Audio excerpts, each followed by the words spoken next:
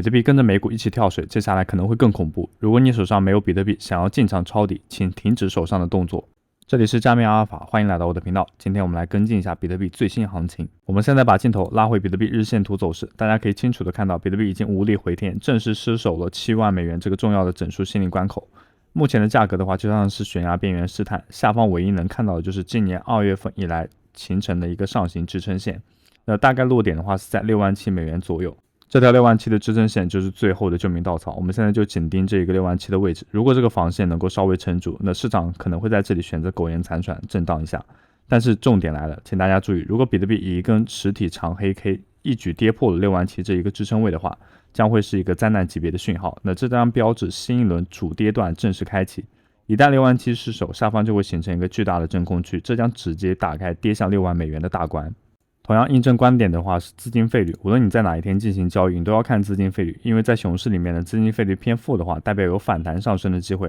但是资金费率是偏正的话，就代表空头有机会继续下杀。那我们一起来看一下 K 线的角度，这一次是全面正的资金费率，越跌呢就资金费率会越高，那这种情况其实是有利于空头发展下跌行情的。当然你可能会问，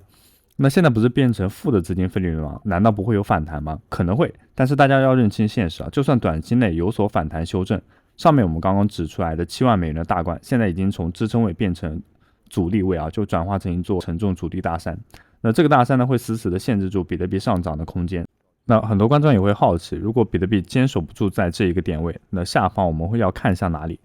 首先第一个的话是在62000的这一个点位，那么其次的话就是6万的大关。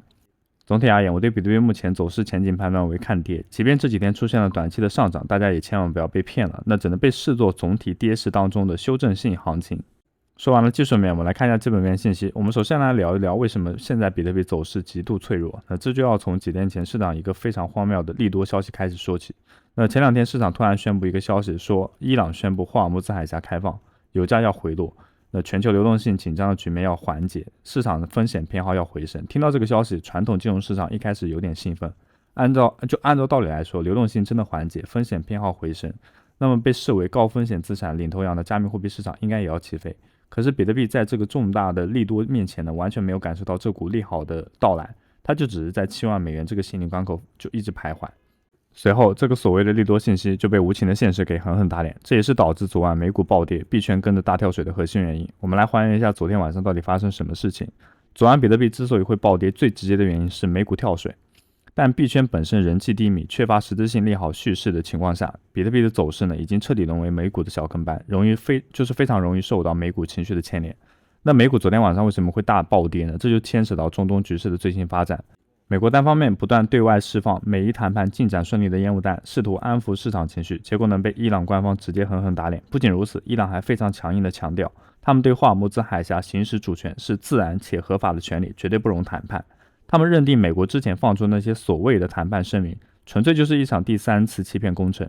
伊朗认为美国真实的目的呢有3个，第一是通过伪造和平的姿态来欺骗国际社会，第二是为了压低全球的油价，第三是为了他从伊朗南部发动地面入侵争取准备时间。虽然我们看到美国总统川普在社交媒体上紧急发文灭火，说什么应对伊朗政府请求将对能源设施打击推迟10天到2026年的4月6日，还坚称谈判进展非常顺利，但是资本市场是最聪明的，也是最诚实的。外界的资金一旦看到伊朗这么强势的回应，立刻就明白根本就没有谈判，局势正在升级。于是我们可以看到布兰特原油价格直接冲破了每桶100元的恐怖大关。我们再来看一下市场上血淋淋的筹码面和心理面，为了让大家更加直观感受到昨晚的惨烈程度，在过去短短24小时之内，整个加密货币市场有多达将近10万名的交易者被市场无情的强制平仓，10万人的保证金在一个晚上瞬间归零，总爆仓的金额达到 3.3 亿美元，并且这个数字还在不断叠加。在这 3.3 亿美元的爆仓金额当中，有高达 80% 以上的资金，也就是 2.6 亿美元，它都是做多的多头资金。这说明什么？说明了比特币在跌破7万大关那一瞬间，市场发生了一次极度惨烈的小型多头踩踏事件。经历过此次事件之后，市场的情绪是怎么样呢？我们来看一下币圈最著名的恐慌与贪婪指数已经来到14，那这代表着市场已经陷入了极度恐慌的状态。这个时候你会想，别人恐惧我贪婪，别人贪婪我恐惧，现在指数已经掉到14了，不是绝佳的抄底机会吗？我现在就去加仓。如果你有这个想法的话，你必须要搞清楚状况。这个极度恐慌指数呢，是发生在什么背景之下？它是发生在比特币刚刚跌破关键支撑的时候，它并不是发生在经历了可能长达1年半载的熊市底部磨底期。那在下跌趋势刚刚启动初期的极度恐慌，绝对不是让你去贪婪买入的讯号。那这往往是恐慌性抛售才刚要开始的先期警报。除了爆仓数据和恐慌情绪，我们再来看一下比特币现货 ETF 的资金流向。比特币现货 ETF 已经出现了连续数日的净流出状态，这意味着原本买入的华尔街顶级大型机构或者是大型基金，他们现在开始不买，甚至已经开始在售卖，他们正在把资金从比特币市场当中抽走。那虽然我们刚刚有看到新闻，有一些公司呢，像就比如说贝莱德，他把 ETH 和 BTC 转入到这样一个地址，那这可能涉及到客户赎回或者是调整仓位。我们也看到矿企大厂就是 Maro 抛售了高达 1.5 万枚的比特币去回的，他可能就回购那个债券。那这些机构的动作呢，都在给这个市场施加庞大的抛压。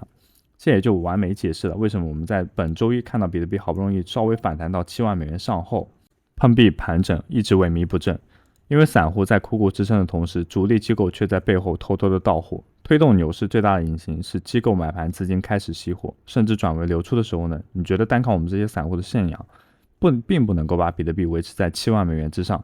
总结一句话，目前市场风险极大，唯一操作建议就是保住本金，多看少动。不要在这个时候去猜测哪里是底部，因为底部通常是深不可测的。不要去赌那些微乎其微的反弹几率。空手的人，请你继续耐心观望，把子弹留到市场真正落地的时候。手上还有满仓现货甚至合约的人，请你严格设定好你的止盈止损点。一旦跌破关键支撑，该走就走，不要留恋。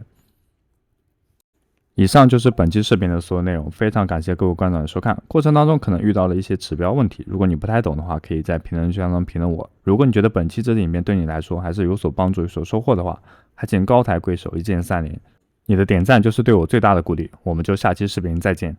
讲到这里，使用我们视频下方交易所注册链接进行注册，永久享受到最高手续费减免，还有众多新人福利。